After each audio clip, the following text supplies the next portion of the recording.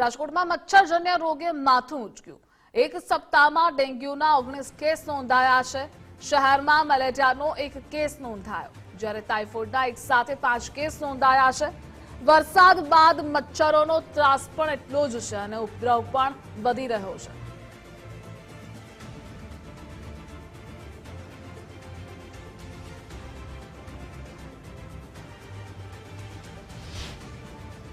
રાજકોટ શહેરમાં ભલે વરસાદ ઓછો પડ્યો, પરંતુ રોગચાળો છે તે અત્યારે માજા મૂકી છે। છેલ્લા સપ્તાહની જો વાત કરીએ તો ડેન્ગ્યુના 19 જેટલા કેસો સામે આવ્યા છે અને આરોગ્ય વિભાગ છે તે પણ અત્યારે કામે લાગ્યું છે।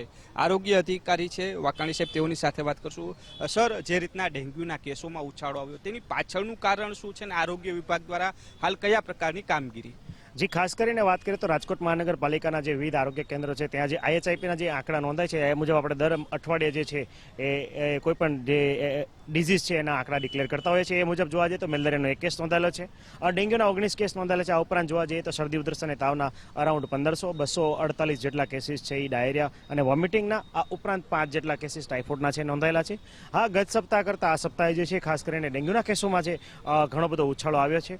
જોવા જઈએ તો ખાસ કરીને રાજકોટના વેસ્ટ ઝોનના એરિયામાં, આ ઉપરાંત અમુક જગ્યાએ ઈસ્ટ ઝોનમાં પણ સ્પોરિયાટિક અલગ અલગ જગ્યાએ કેસ જોવા મળે છે। કેસનું મુખ્ય કારણ જે છે હાલ જે છે અમારા ધ્યાનમાં આવ્યું છે કે કન્સ્ટ્રક્શન સાઇટ જે છે એ ત્યાં કન્સ્ટ્રક્શન સાઇટ ઉપર જે પોરા અને મચ્છર છે એ જોવા મળ્યા છે, એની આજુબાજુના વિસ્તારમાં પણ એના કારણે કેસીસની માત્રા છે જોવા મળી છે। હાલ જે છે અમારી મેલેરિયાની ટીમ દ્વારા દરેક કન્સ્ટ્રક્શન સાઇટ છે એનું ફોલોઅપ લેવામાં આવે છે। આ ઉપરાંત સરકારી બિલ્ડિંગો, હોસ્પિટલો ઉપરાંત જે પાણીનો ભરાવો જ્યાં થઈ રહ્યો છે, હોટલ છે, રેસ્ટોરન્ટ છે વગેરે જગ્યાએ સ્થળ મુલાકાત કરીને દંડ ઉપરાંત નોટિસ આપવાની કાર્યવાહી પણ અમારી ટીમ દ્વારા કરવામાં આવે છે।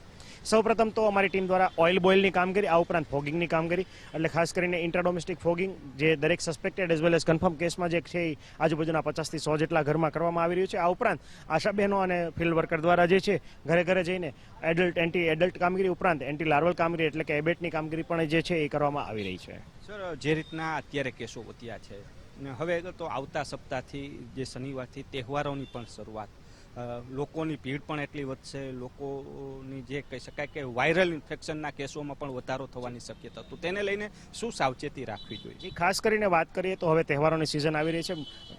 વાત કરીએ તો સૌપ્રથમ તો લોકોએ બહારનું જે છે બિન આરોગ્યપ્રદ ખોરાક અથવા ઠંડો ખોરાક છે ખાવાનું ટાળવું જોઈએ। ખાસ કરીને ઠંડા પીણા, કોલ્ડ ડ્રિંક્સ ઉપરાંત વાત કરીએ તો મીઠાઈ અને ફરસાણ જે છે એનો ભરપૂર માત્રામાં જે છે પ્રોડક્શન છે હાલ જે ચાલુ છે અને જેની ખપત છે તહેવારોના દિવસોમાં થવાની છે। ઘણી વખત જે છે બિન આરોગ્યપ્રદ તેલમાં તળેલી વસ્તુઓ, આ ઉપરાંત ભેળસેળયુક્ત માવાની બનેલી મીઠાઈ ઉપરાંત ઠંડા પીણા અને બિન આરોગ્યપ્રદ ખોરાક અથવા વાસી ખોરાક ખાવાને કારણે ઝાડા ઉલટી ઉપરાંત શરદી ઉધરસના તેવ અને ગળામાં બળતરા વગેરેના કેસીસ છે એ ખાસ કરીને તહેવારો પછીના દિવસોમાં ઘણા બધા વધતા હોય છે। તો લોકોએ ઘરે બનેલો તાજો ખોરાક અથવા ઘરે બનેલું તાજું ફરસાણ જ ખાવાનો આગ્રહ રાખવો જોઈએ। પુષ્કળ માત્રામાં જે પાણીનું સેવન જે કરવું જોઈએ। આ ઉપરાંત ભીડભાડવાળી જેવા જગ્યાએ તમે જાઓ તો બની શકે તો માસ્ક અથવા તમને જો શરદી ઉધરસ કે તાવ જણાય તો પોતે જ પણ જવાનું ટાળવું જોઈએ।